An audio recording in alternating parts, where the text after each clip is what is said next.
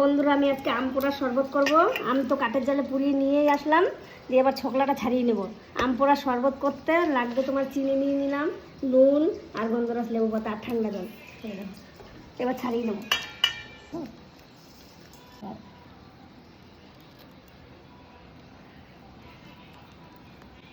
আমি ছাড়িয়ে নিয়েছি, দেখো এবার চটকাবো। জল একদম কাটে করা হয়েছে। লেবু পাতাটা চিড়ে দেবো, দুয়ার দিয়ে নুনটা দিয়ে দিলাম, চিনিটা দিয়ে দিলাম, দিয়ে আমি যেরকম করছি তোমরা এরকম করবে। লেবু পাতার একটা গন্ধ পাবে, লেবু পাতাটা দিয়েই চটকাবে। ছাঁকনি দিয়ে ছেঁকে নেবে।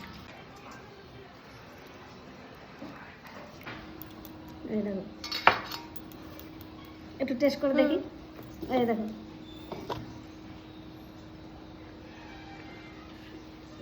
সেই তোমরাও এরকম বানিয়ে খাবে। রোদ গরম লাগলে লু কেটে যাবে। আম পোড়া শরবত।